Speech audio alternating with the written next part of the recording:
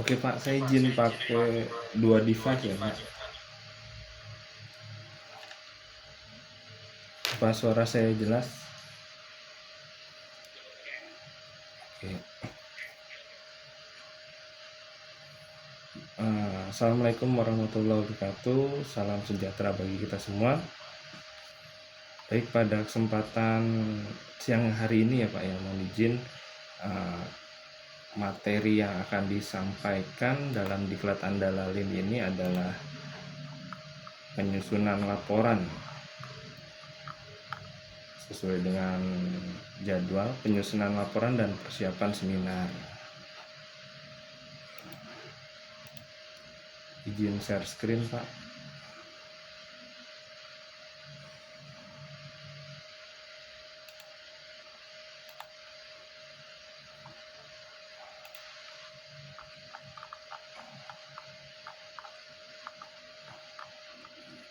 Ini pesertanya ada 30.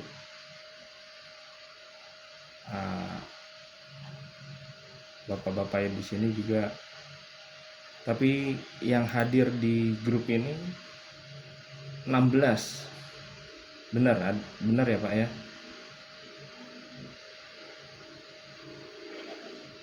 Oke.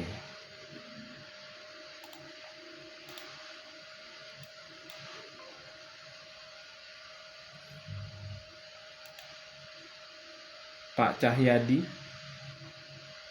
ada? Pak Rizky Herdiansah ada? Pak Wahyu Anggun ada? Ada Bapak. Iya. Bu Anissa ada? Hadir Bapak. Ya. Pak Sulistyo ada?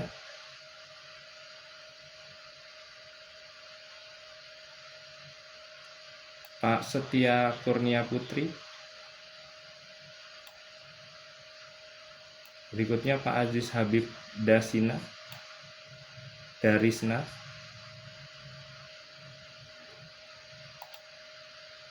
Berikutnya Pak Arif Diliantoro Matsencai.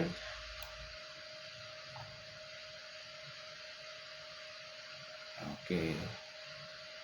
Berarti yang ada aja nih ya Pak ya.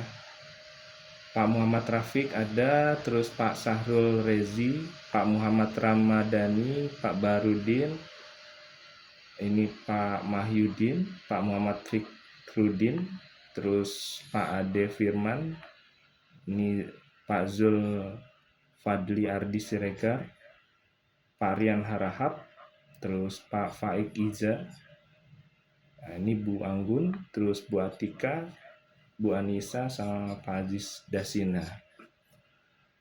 Sebelumnya saya ingin bertanya Bapak, apakah dokumen Andalalinya sudah ada? Bapak Ibu udah punya dokumen Anda lalin? Saya harap nanti teknis pembelajaran pada kesempatan kali ini materi, setelah itu ada namanya kita play dokumen Bapak Ibu sekalian yang sudah disusun. Nanti setiap peserta menilai dari dokumen Bapak Ibu sekalian.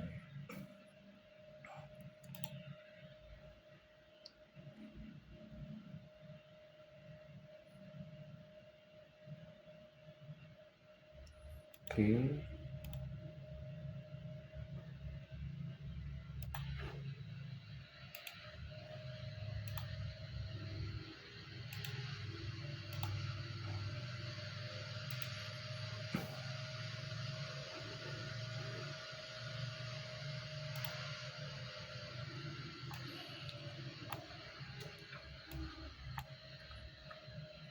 Mohon izin Bapak Ibu, sebelum kita masuk ke materi, sebelum kita masuk ke row NP-nya, kita masuk dulu ke ulang lagi, barangkali Bapak Ibu lupa tentang Andalalin. Jadi di sini yang mendasari dari Andalalin ini adalah pertama memang Undang-Undang Nomor 22 tahun 2009 dan turunannya adalah Peraturan Pemerintah Nomor 30 tahun 2021. Di Peraturan Pemerintah Nomor 30 tahun 2021 ini kita masuk ke bab 2 Bapak Ibu. Di bab 2 ada namanya kewajiban analisis dampak, terus ada integrasi dokumen, terus ada kategori skala dampak bangkitan, terus pelaksanaan analisis, setelah itu persetujuan hasil analisis dan sanksi administratif jika ada pelanggaran.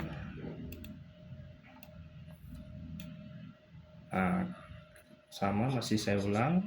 Jadi kewajiban analisis apa sih yang perlu dianalisis dampak lalu lintas itu, Bapak Ibu nanti menganalisis apa aja, mulai dari pusat kegiatan, mall, terus pemukiman, infrastruktur, jalan tol, dan jalan baru ini perlu ada Andalalin. Sedangkan dokumen Andalalin sendiri, Bapak Ibu, kita ulang lagi bahwasanya itu udah jadi satu kesatuan ya Bapak Ibu ya, udah jadi satu kesatuan dengan AMDAL. Jadi AMDAL dan Andalalin itu jadi satu untuk dikeluarkan. Ini untuk yang besar ya Pak Ibu. Kalau yang untuk kecil ini ada UKL, UPL.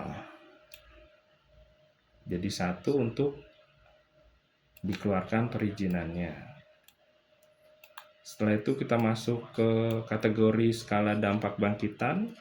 Dampak bangkitan ini ada tinggi, sedang, dan rendah, tergantung dari kategori yang telah ditentukan. Masuk ke pelaksanaan analisis. Jadi yang perlu dianalisis dalam tadi, yang bagian tadi ada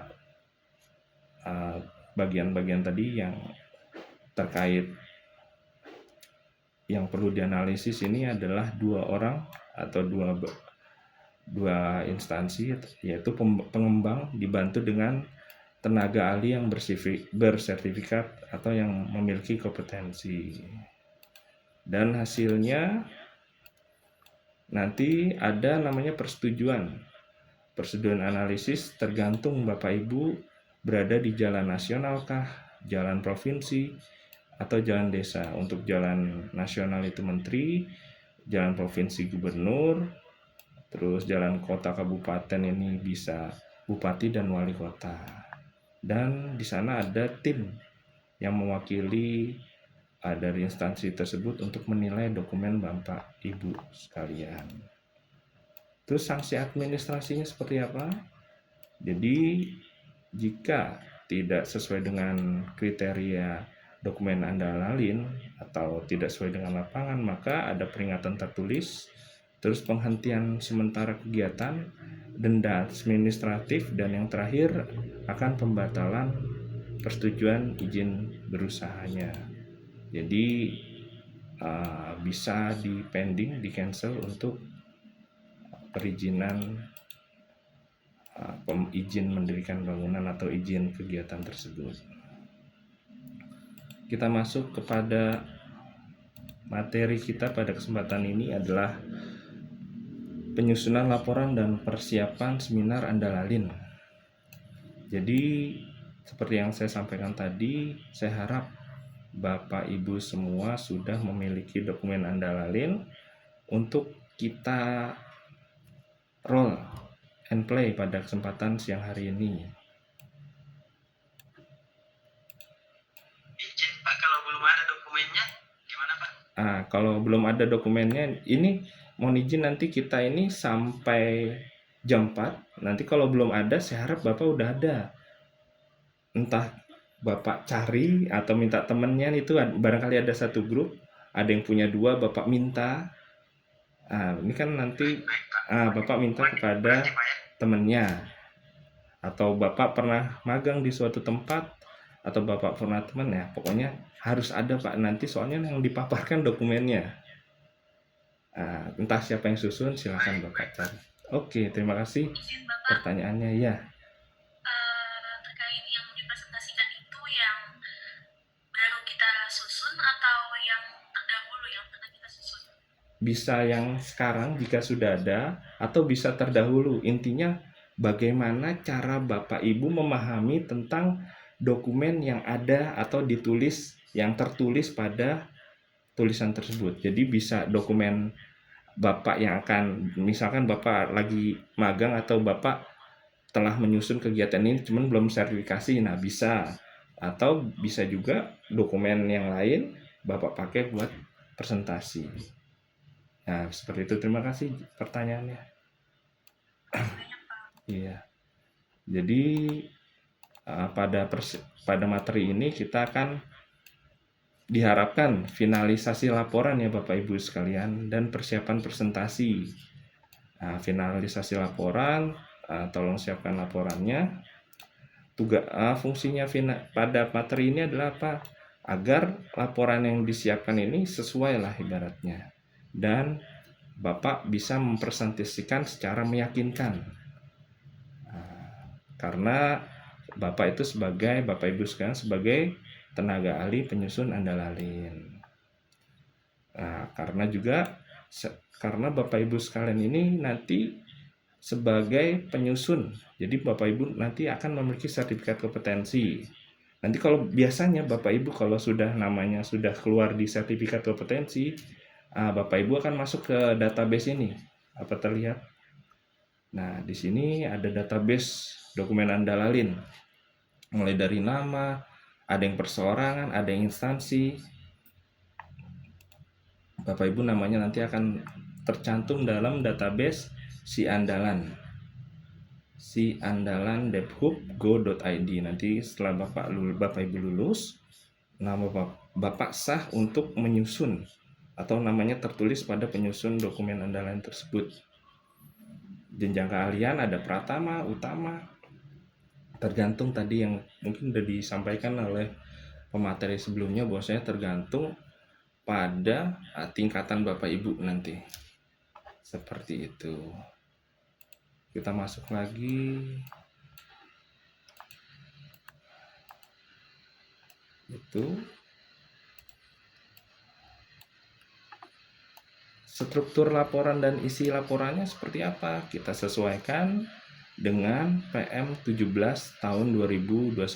Ini sebelumnya kan Undang-Undang Nomor 22, terus turunannya adalah PP 31 tahun 2021 apa ya tadi ya. Terus turunannya lagi adalah secara teknis adalah PM 17 tahun 2021. Isinya apa saja? Nah, di sini ada 1, 2, 3, 4, 5, 6, 7, 8, 9, 10. Ada 10 poin ya Bapak Ibu yang wajib ada pada dokumen tersebut. Nanti Bapak Ibu silakan dipaparkan. Kira-kira ada nggak nih poin-poinnya yang sesuai dengan PM 17 tahun 2021. Pertama, pastilah ada perencanaan dan metodologi analisis dampak lalu lintas. Yang kedua, analisis kondisi lalu lintas dan angkutan pada saat ini atau kondisi existing. Terus analisis bangkitan dan tarikan, lalu lintas dan angkutan jalan, gimana pertumbuhannya atau lokasi mana yang menimbulkan bangkitan dan tarikan. Terus di sini ada selanjutnya adalah analisis distribusi perjalanan, lewat mana saja, terus modanya yang digunakan apa saja, dan pembebanan jaringan jalan. Nah, ini sudah dapat juga ya Bapak Ibu kemarin pada perencanaan transportasi kalau nggak salah. Terus simulasi kinerja lalu lintas. Nah, di sini Bapak Ibu visi rasionya, terus visi rasio setelah pembangunan, visi rasio setelah pembangunan ditambah 5 tahun. Nah, di simulasi ini Bapak Ibu lengkapi data-data tersebut hasil analisis. Setelah itu, setelah simulasi, Bapak Ibu masuk pada rekomendasi dan rencana implementasi penanganan dampak. Kira-kira mau diapakan nih setelah tahu simulasinya? Oh ya, untuk yang simulasi ini Bapak Ibu boleh ditambahkan software ataupun tidak, terserah ya Bapak Ibu. Yang penting udah diketahui bahwasanya peningkatan kinerjanya itu seperti apa, dan setelah Bapak Ibu lakukan manajemen rekayasa lalu lintas, dampaknya signifikan atau enggak. Jadi boleh pakai Visim atau ini merek ya, atau boleh pakai simulasi apapun, atau boleh pakai manual saja atau hitung-hitungan bisa.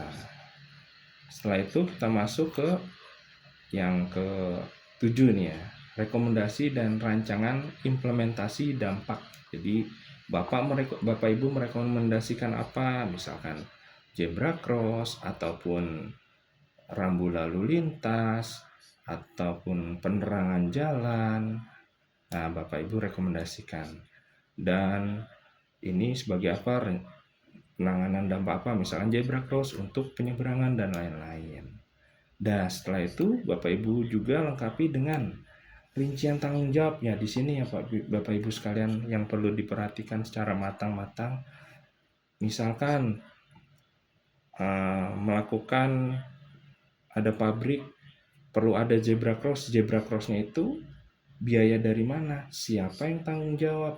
Terus misalkan ada petugas, perlu adanya petugas kepolisian atau petugas lalu lintas yang mengatur pada saat peak hour, atau kalau pabrik keluar masuk kantor atau rumah sakit pada saat jam-jam jenguk dan lain-lain. Nah, itu misalkan perlu orang, nah siapa itu yang bertanggung jawab, siapa yang menyediakan orang tersebut, siapa yang menyediakan petugas tersebut. Nah, di sini rincian tanggung jawab Bapak Ibu harus secara rinci tertulis. Nah, tertulis nanti kan pas waktu sidang jangan saya yang bertanggung jawab, itu pengembang dan lain-lain. Nah, disitulah diskusi akan terjadi. Seperti itu. Berikutnya kita masuk ke rencana pemantauan dan evaluasi. Diharapkan Bapak Ibu di bab ini Bapak Ibu ini beratnya monef ya. Jadi setelah rincian tanggung jawab, Bapak Ibu nanti menyediakan formulir yang namanya formulir pertanggungjawaban atau persetujuan atau monef ya. Jadi nanti petugasnya atau dari kepolisian atau dari kementerian atau dari Disub provinsi atau kabupaten ini datang untuk memantau apakah sudah terpasang, apakah sesuai dengan apa yang telah disusun pada Andalalin. Nah, di sini Bapak Ibu dilengkapi, dicek lagi dokumennya. Setelah itu, nah ini gambaran lokasi umum, pengembangan dan pembangunan pasti Bapak Ibu sudah ada, tinggal dilengkapi. Seperti itu. Ini untuk struktur dan isi laporan. Berikutnya, pada finalisasi dokumen laporan Andalalin, kita masuk ke aspek kualitas dan kelengkapan laporan. Di kelengkapan laporan, ya biasa ya Bapak Ibu nanti cek tata bahasa dan penulisannya seperti apa, terus konsisten antara data dan analisis harus sesuai, jangan misalkan ada data yang kurang atau analisisnya berbeda dengan data, itu harus sinkron. Jadi yang mengambil data, walaupun surveyor yang mengambil data, Bapak Ibu tuh harus tahu juga datanya dan harus udah tahu secara detail. Kalaupun nggak paham terhadap data itu, tanya langsung kepada petugas pengambil data tersebut di lapangan, agar pada saat Bapak Ibu sudah menganalisis sampai panjang, do nothing, do something, ternyata datanya salah, kan itu sesuatu hal yang sangat membuang energi Bapak Ibu. Jadi diharapkan dari data awal harus pas dan siap, agar analisis yang Bapak Ibu lakukan dapat sekali hitung. Nah, seperti itu. Terus diharapkan Bapak Ibu nanti di laporannya ada visualisasi data ya Bapak Ibu, mulai dari grafik, tabel, peta. Nah, biasanya di dokumen Anda lalin ada seperti itu. Terus adanya dokumen terakhir ada lampiran, misalkan data lalu lintas di ruas jalan sekian dilampirkan. Terus kondisi lalu lintas Bapak lampirkan jika ada. Atau surat-surat mengenai surat tugas petugas survei bisa juga dilampirkan di sini. Seperti itu untuk aspek kualitas. Nah, nanti kita akan praktek Bapak Ibu. Nah, sebentar.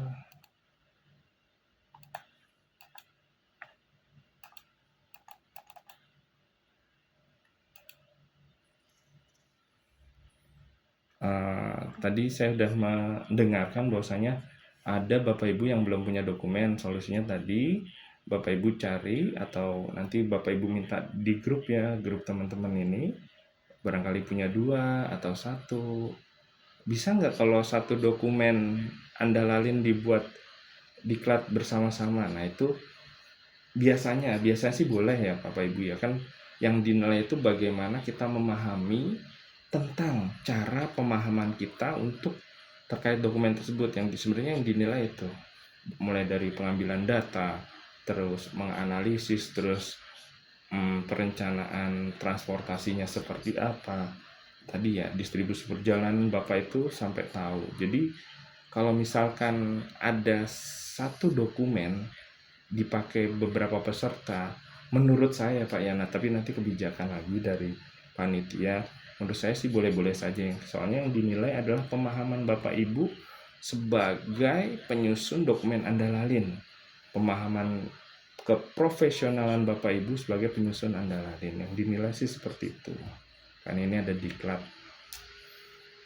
Berikutnya untuk nanti Bapak Ibu saya minta paparan dokumennya seadanya, karena ini cuma pelatihan ya Pak Ibu.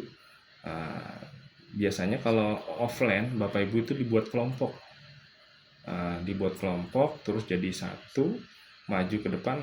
Namanya Bapak Ibu sidang Anda lalin pastinya tim ya, nggak sendiri seperti skripsi atau tesis, itu nggak sendiri. Jadi kalau sidang Anda lalin biasanya Bapak itu tim, mulai dari surveyornya, nanti kalau misalnya ada pertanyaan surveyornya turun. Nah, berikutnya ada lagi mulai dari penyusun datanya atau penganalisis datanya, terus yang akhirnya membuat kesimpulan dan lain-lain.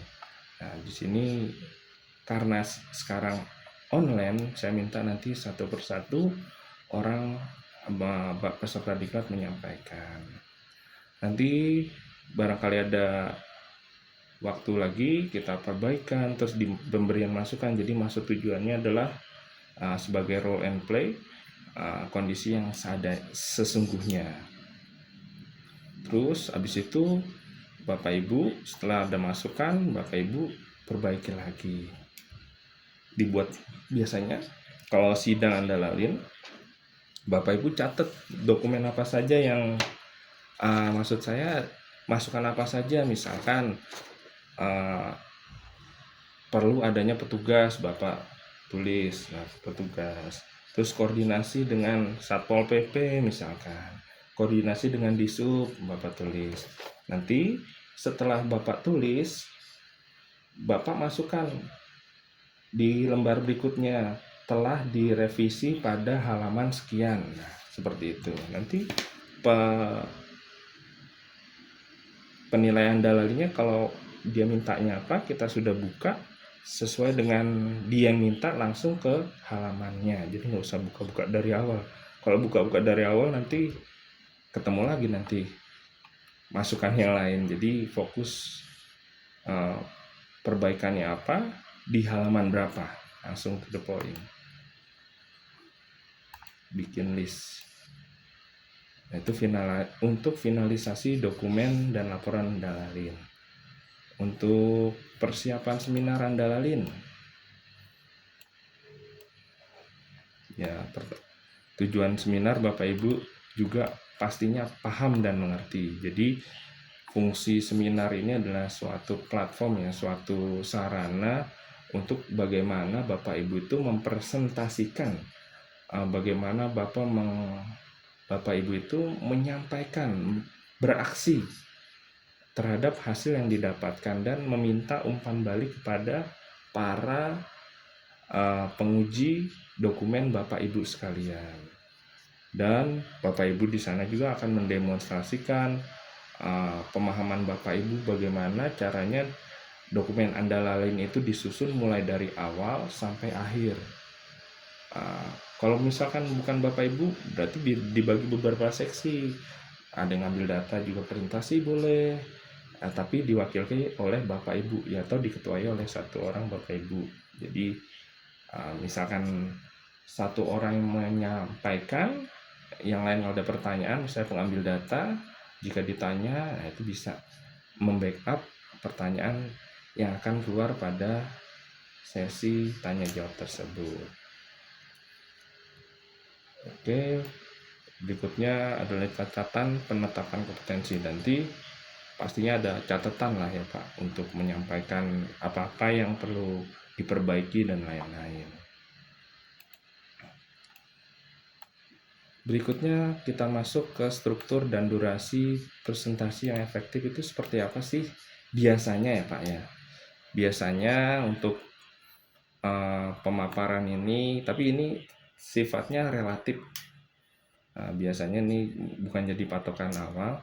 Biasanya pembukaan itu sampai 5-10% dari waktu keseluruhan. Untuk metodologi Bapak bacakan selama 15% dari waktu. Terus ringkasan hasil, nah di sini ringkasan hasil yang banyak. Ringkasan hasil yang banyak di sini 40%, jadi data-datanya secara rinci, terus analisisnya, terus penanganannya di sini.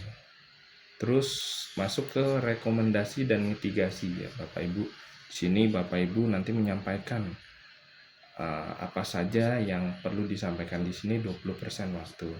Dan terakhir adalah kesimpulan dan penutup. Tapi ini hanya template. Jadi Bapak Ibu biasanya kalau nanti pas sidang, karena data Bapak Ibu yang sampaikan sangat menarik ataupun sangat menarik perhatian, ataupun banyak orang yang berkepentingan untuk menanyakan hal tersebut agar keputusan setuju atau tidaknya suatu andalalin itu disahkan, biasanya banyak pertanyaan dari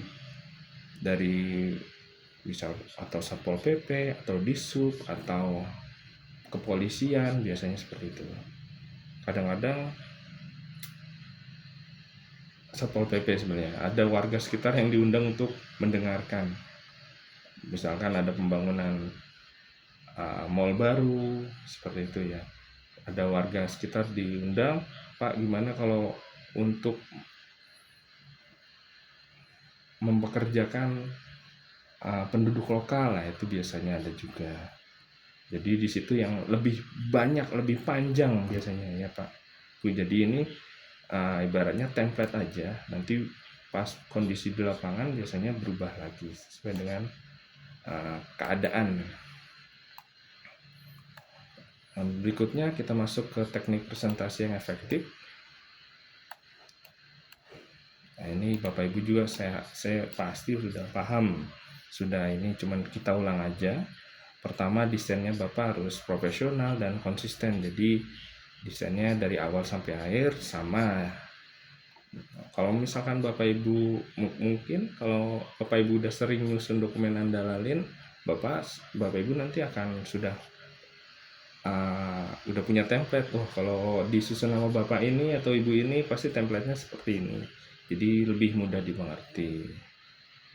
Terus ini untuk ringkasan 1 ide per slide. Nah, ini juga ada grafis, tabel dan peta disampaikan karena barangkali untuk jalan nasional biasanya Bapak Ibu ya, untuk jalan nasional biasanya sidangnya online ataupun offline itu orang yang atau penilai dari pusat itu nggak tahu lokasi secara detail. Nah, disinilah grafis, tabel, dan peta ini perlu didetailkan karena Bapak Ibu yang paling mengerti tentang kondisi lapangan tersebut. Jangan sampai ada kegamangan dan banyak pertanyaan lagi di sini. Khususnya jalan nasional sih. Kalau jalan provinsi biasanya di subnya itu tahu lokasi, atau jalan kabupaten apalagi biasa lewat seperti itu. Nah, terus Bapak Ibu harus ini seperti biasa yang Bapak Ibu lakukan harus ada kesesuaian dukungan, narasi dengan gambar harus sinkron. Ya, berikutnya seperti biasa untuk komunikasi verbal, kejelasan dan volume, Bapak Ibu juga harus percaya diri. Cara percaya diri berarti Bapak Ibu harus mengerti tentang isi yang Bapak Ibu analisa dan Bapak Ibu tulis atau Bapak Ibu baca. Bapak ulangi lagi, terus bahasa tubuh Bapak Ibu, kontak mata, terus gestur dan postur ini menjadi suatu tensi yang penting untuk Bapak Ibu sampaikan. Terus bagaimana Bapak Ibu memanajemen waktu perlu juga dilakukan. Dengan cara apa? Biasanya Bapak Ibu latihan mengulangi lagi presentasinya, presentasi ulang, lama-lama akan terbiasa.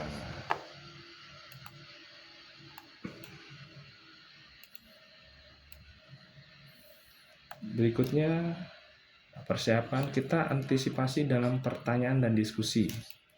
Biasanya setelah Bapak Ibu melaksanakan kegiatan pemaparan, pastinya ada namanya pertanyaan dan diskusi ya Bapak Ibu. Di sini Bapak Ibu biasanya ya Bapak Ibu, area pertanyaannya di sini menyangkut 4 hal biasanya, tapi di luar ini ada juga. Kalau kan penilai juga ada sertifikasinya Bapak Ibu. Jadi penilai andalannya itu punya sertifikasi juga. Biasanya di antara metodologi, terus analisisnya seperti apa, rekomendasinya seperti apa, dan regulasinya seperti apa. Biasanya kisaran pertanyaan jika Bapak Ibu nanti menyampaikan dokumen andalin, kisaran pertanyaannya ini.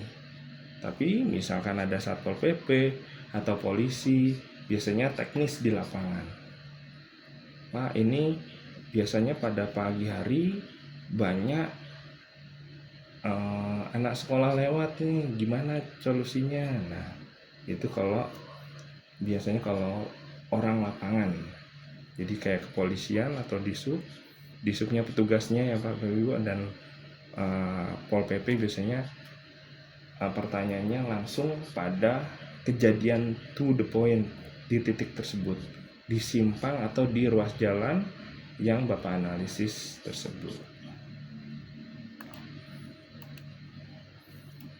Terus strategi menjawab pertanyaannya seperti apa? Ya ini saya sebagai gambaran saja, barangkali Bapak Ibu sudah punya pengalaman, silakan. Jadi pertanyaan pertama ya pastinya dengarkan dengan baik-baik ya Pak Ibu. Walaupun Bapak Ibu sudah merasa tahu, mengerti, paham, Bapak Ibu tetap mendengarkan baik-baik pertanyaannya. Terus kalau bisa di sini Bapak Ibu menjawab berdasarkan data. Jangan asumsi. Kalau asumsi ataupun perasaan, nah itu nanti nggak selesai-selesai. Biasanya seperti itu. Pak, misalkan biasanya yang lewat situ adalah ibu-ibu, jadi jalannya pelan. Nah, nggak bisa gitu, jadi harus berdasarkan data. Atau misalkan yang lewat situ biasanya anak kecil, jangan seperti itu. Jadi Bapak harus menyurvei berdasarkan data juga kalau bisa dilengkapi video pada saat Bapak Ibu mengambil gambar survei data tersebut, jadi jelas di lapangan seperti itu. Dan diharapkan Bapak jujur dalam menyampaikan data yang sesuai dengan kondisi lapangan. Jadi takutnya jika terjadi perbedaan data atau misalkan jalan tersebut Bapak Ibu nggak melakukan survei, cuman berdasarkan beberapa ruas jalan saja untuk menghemat anggaran, padahal ada jalan yang perlu disurvei, ternyata Bapak Ibu nggak survei, tapi dibilangin survei, akhirnya melakukan yang namanya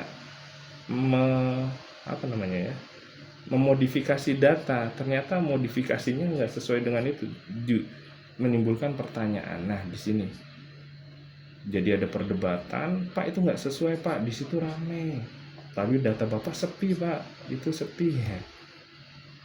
Timbul perdebatan. Jadi di sini kejujuran itu penting, karena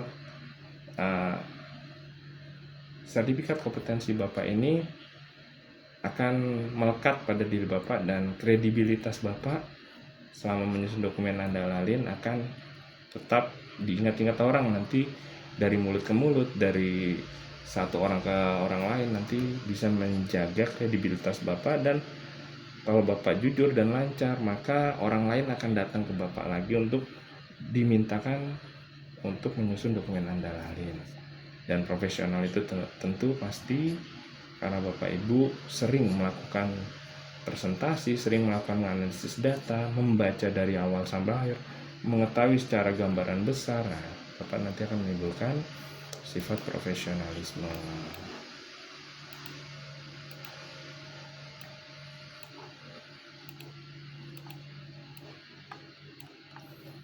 Ya, tadi yang saya sampaikan bahwasanya nanti Bapak Ibu saya harapkan melakukan presentasi singkat untuk yang sudah punya dokumen Anda lalin. Silahkan, ini kesempatan Bapak Ibu untuk menyampaikan, nanti kita nilai bareng-bareng kelengkapan dokumen ini, karena materi saat ini adalah penyusunan laporan dan persiapan seminar. Jadi nanti barangkali ada waktu, kita ada sesi tanya jawab, kita pasin antara dokumen yang Bapak sampaikan dengan poin-poin yang perlu ada di laporan tersebut. Terus kita akan menyampaikan umpan balik secara konstruktif untuk membangun, untuk memperbaiki dokumen Anda lalin tersebut agar lebih sempurna. Karena dokumen Anda lalin ini sesuatu hal yang sangat penting ya Bapak Ibu. Jadi harusnya dianalisis bisa lancar, ternyata analisisnya salah, jadi macet, orang yang lewat situ jadi terhambat, ada orang yang ke rumah sakit, ada orang yang perlu darurat, ada orang yang mau memadamkan api kebakaran, karena analisisnya dan penanganannya kurang pas, bisa jadi menghambat kegiatan perekonomian dan kegiatan penyelamatan di sana. Nah, makanya itu kita perlu mendengarkan umpan-umpan yang sifatnya konstruktif untuk membangun selain membangun, kita harus mampu untuk meyakinkan bahwasanya akan lancar kegiatan tersebut walaupun ada pembangunan di sana dengan cara manajemen rekayasa lalu lintas.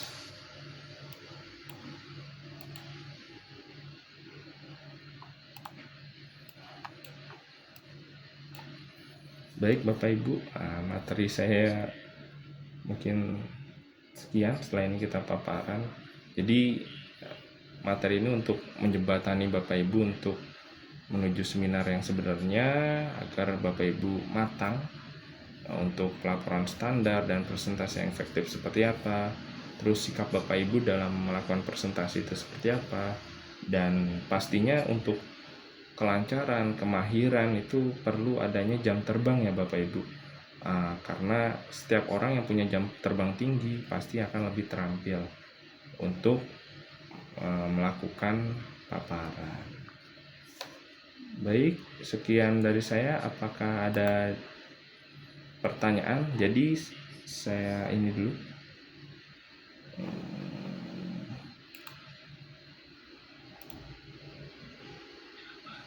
Iya, iya siap.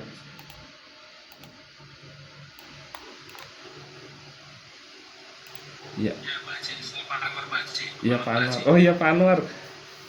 Pernah lihat Pak Anwar ini. Seangkatan ini. Ya Pak Haji, siap.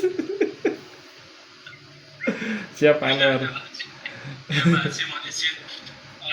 Mungkin saya prologi dulu Pak Haji. Karena kan Iya. sebenarnya kan saya kan tidak dalam domain istilahnya adalah murni Pak Haji gitu. Iya siap Pak Saya Anwar. juga sampaikan dengan Pak Agus dan yang lainnya kan. Jadi memang secara sekilas saya sih berharap bisa bisa bisa menyusun Pak Haji gitu kan. Tetapi Iya. mungkin karena keterbatasan background pendidikan barangkali meskipun saya sipil tetapi mungkin dari sistemnya tidak begitu mendukung. Iya. Ketika nanti ini kan konteksnya nanti pada saat nanti pas ujian Pak Haji gitu ya, pas Iya.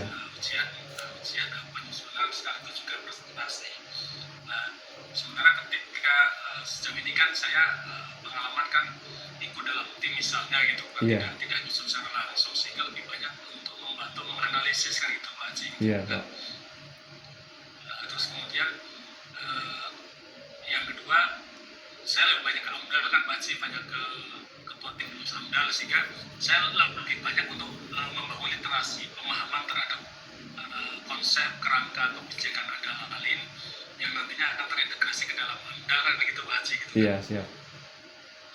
Terus paling tidak apakah kemudian ya karena semua kompetensi kan harus bisa dikuasai Pak Haji. Ketika misalnya saya ikut ini berarti saya suka tidak suka mau tidak mau harus bisa kan gitu kan. Sehingga Iya. itu nanti akan bisa menunjukkan profiling saya bahwa saya punya kompetensi gitu kan di Andalin. Nah, kalau misalnya di saat proses kegiatan uji atau nanti barangkali sampai ke sertifikasi Pak Haji ya, apakah kisi-kisinya gitu kan, kisi-kisinya harus sesuai dengan lingkup yang diatur dalam Permen PM 17 tadi ya Pak Haji ya, 2021. Kemudian dinamikanya akan disesuaikan dengan apa yang ada di dalam lampiran PM 17 lampiran 1. Tentunya kan itu Pak Haji ya, dengan masing-masing kriteria bangkitan, masing-masing aktivitas kegiatan yang direncanakan.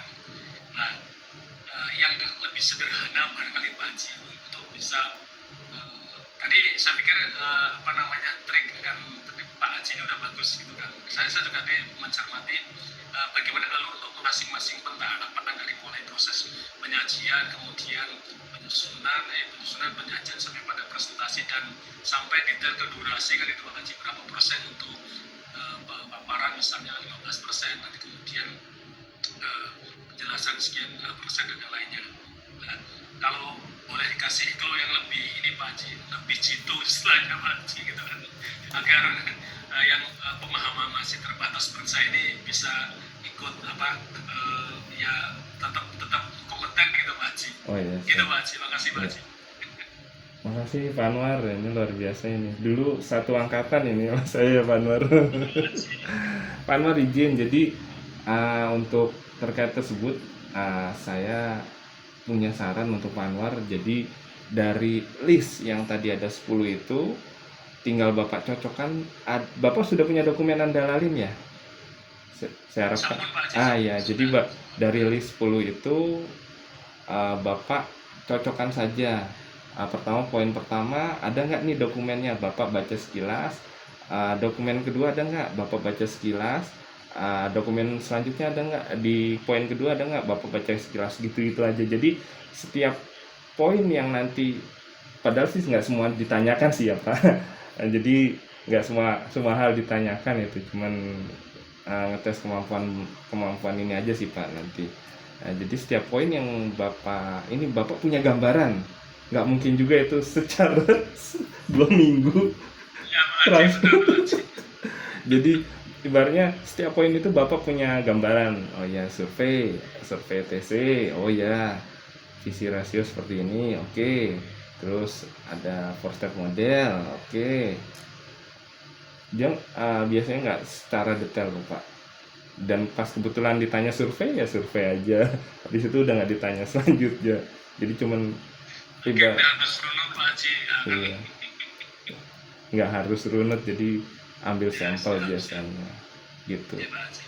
Dan kalau Terima kasih, Pak Haji. pas di lapangan biasanya kan Pak Anwar ini kerjanya sama tim ya, jadi nggak Bapak sendiri, cuman legalitasnya itu ya Bapak, soalnya Bapak yang punya kompeten. Jadi kayak di perhubungan itu yang menilang polisi, tapi yang tahu secara detailnya orang dinas perhubungan misalkan seperti itu. Tapi yang punya lisensi Pak Anwar. Jadi saya harapkan Bapak tiap poin itu baca satu aja, satu kata kunci. Oh ada nih poin berikutnya, ada. Jadi ibaratnya minimal tercover tiap poin tersebut. Itu aja Pak, karena nanti tesnya online juga ya Pak ya gitu.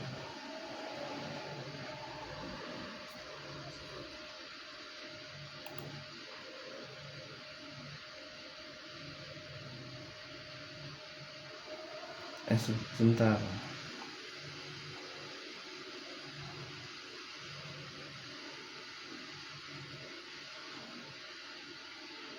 Sebentar Pak, ini satu lagi laptop saya keluar. Iya, seperti itu. Makasih Pak Anwar pertanyaannya.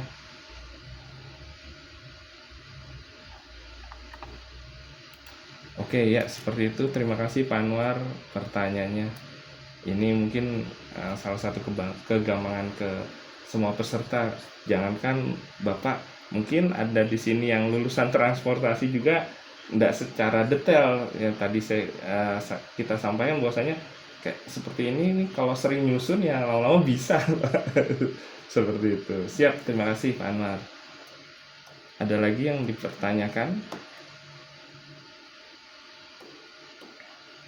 Kalau enggak, nanti kita paparan, kita puter pakai spin. Nanti siapa yang kena spin silahkan menyampaikan paparannya. Iya siap Pak Muhammad Fikrudin.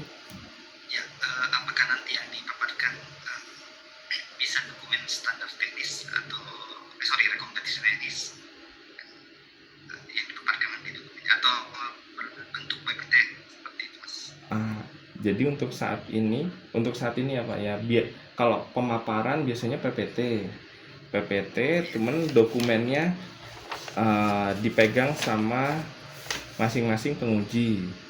Nah, kalau yang dipaparkan PPT, tapi untuk saat ini seadanya saja. Seadanya, karena memang keterbatasan ya Bapak Ibu sekalian.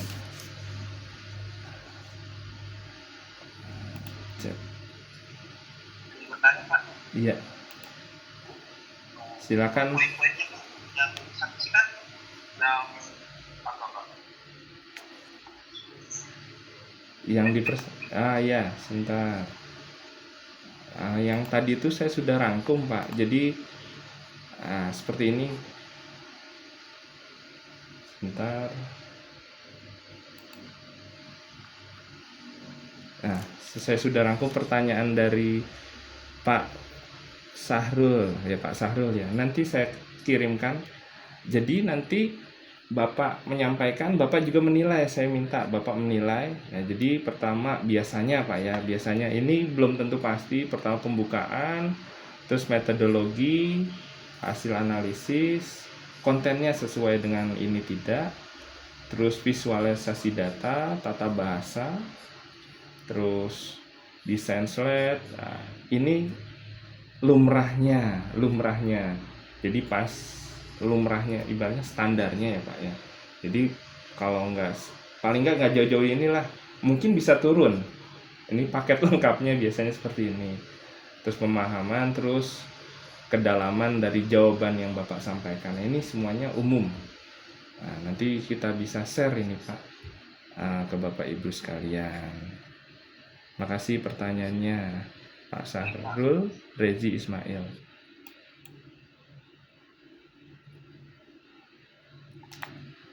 Ini Mas Haji. Iya, Mungkin saya bisa ngerti duluan Mas Haji ya. Karena kebetulan sore sebentar ada sedikit. Jadi takutnya di spin malah di oh iya, acara keluarga ini.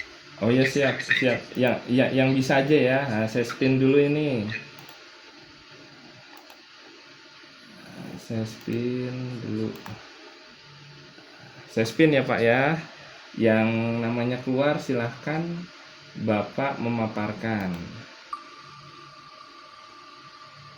Ini biasanya sekelompok Pak kalau offline.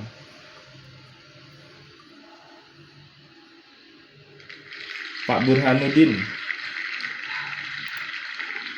Ada Pak Burhanuddin. Siap Pak, Ada punya dokumennya Pak? siap Pak punya. Oh iya. Silakan di-share. Ini saya ada catatan sebentar.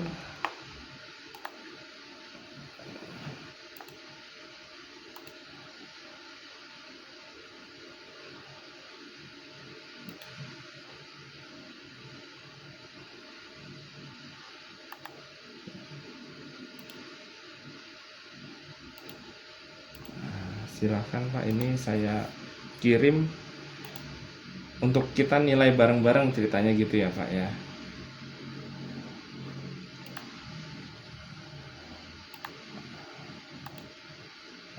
Itu tinggal Bapak klik aja.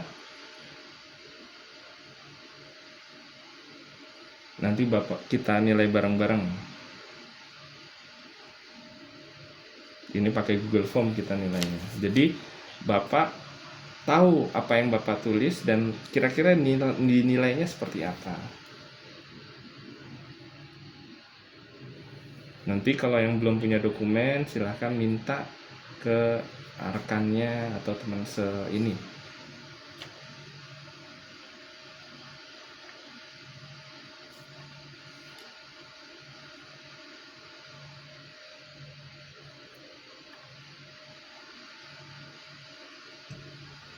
Izin share dokumen Pak. Ya silahkan Pak Burhanuddin. Apa sudah kelihatan di layar? Ya belum, masih proses. Siap. Dia ini coba stop share terus pindah share-nya. Ini dia kenanya di share ke desktop, ganti ke PowerPoint share-nya. Stop dulu, stop share.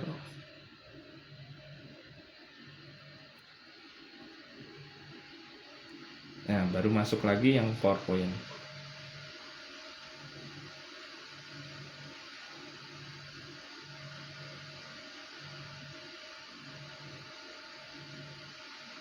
Ya, oke.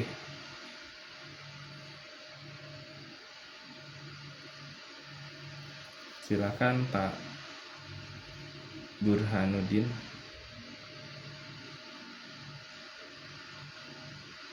Pak, Assalamualaikum warahmatullahi wabarakatuh. Waalaikumsalam warahmatullahi wabarakatuh. Dan saya hormati guru kita Pak Haji Setiawan. Iya, Dan yang saya hormati Pak Panitia PKTJ. Dan saya hormati teman-teman rekan-rekan diklat. Pertama-tama mari kita panjatkan puji dan syukur atas kehadiran Allah Subhanahu wa taala karena berkat rahmat dan hidayahnya kita diberi kesempatan untuk dapat melaksanakan diklat ini sampai dengan di tahap pembahasan Recording in dokumen progress. antara lain. Baik, di pembahasan kali ini saya ingin mengangkat tema pembahasan antara lain pembangunan pusat perbelanjaan dan hotel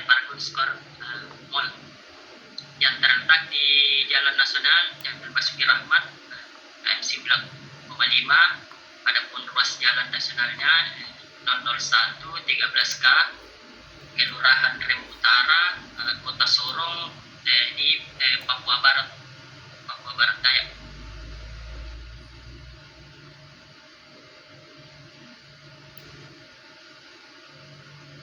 Dari segi legalitas sudah ada surat kuasa dari Direktur Utama dikuasakan ke Pak Agus Martin untuk menandatangani surat permohonan terlalin bagi kita tinggi.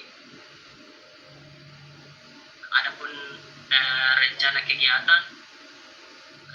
kegiatan pembangunan park formal di Kota Sorong ini sebagaimana yang kita ketahui di PM 17 bahwasanya setiap pusat kegiatan, pusat struktur dan permukiman yang menimbulkan bangkitan atau gangguan lalu lintas baik dari segi keamanan, keselamatan, kelancaran dan ketertiban itu wajib memiliki dokumen analisis dampak lalu lintas.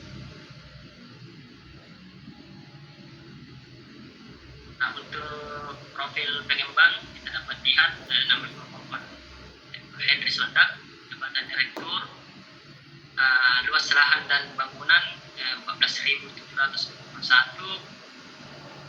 kemudian luas bangunannya 21.172 meter persegi, total sebanyak 3 lantai.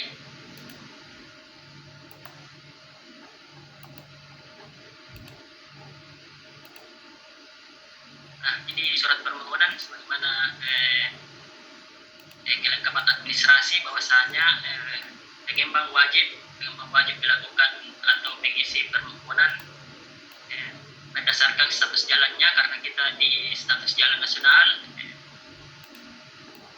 kita bermohon ke Kementerian Jenderal Perhubungan Darat dan Perhubungan di Jakarta.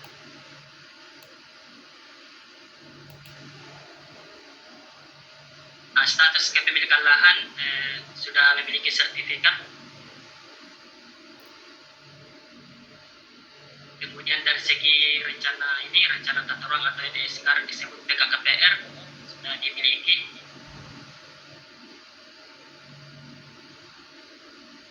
Kemudian dapat kita lihat kondisi site di lapangan. Saat ini waktu dilaksanakan tanda lalin sementara tahap kemancangan.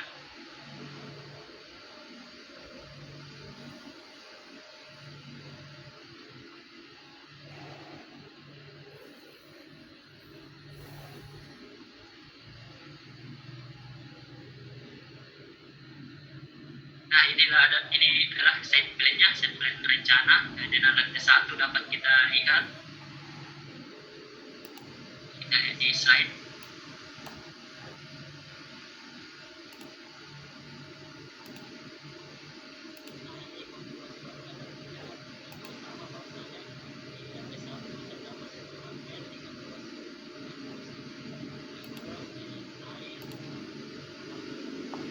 Recording in progress. Kedua, masih ada ini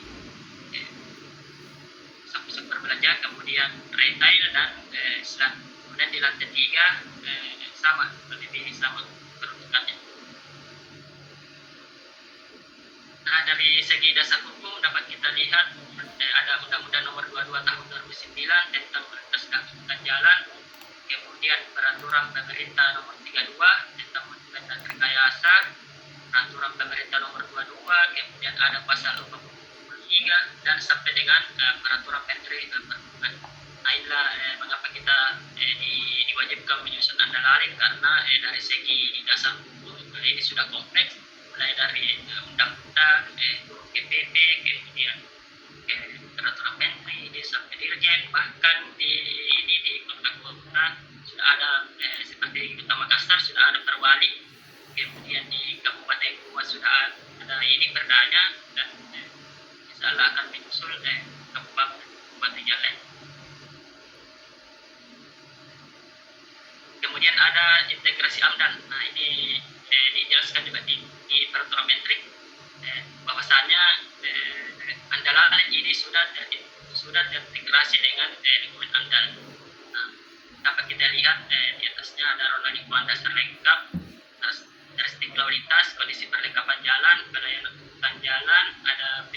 tidak dapat penyeberang, pedagang berjalan. Nah, ini deskripsi rencana usaha sinkronnya. Nah, aktivitas konstruksi menyebabkan dampak yang sama. Nah, ini ya. Kemudian aktivitas masa operasi sesuai untuk perhitungan bangkitan. Ada mitigasi sama dengan rencana pengelolaan. Nah, dalam ini sudah diintegrasikan oleh JK Dokumen Abdal. Kemudian dari segi ini ya, di peraturan Menteri lampiran 1 dapat kita lihat bersama bahwasanya karena kegiatan ini termasuk kegiatan pusat kegiatan dengan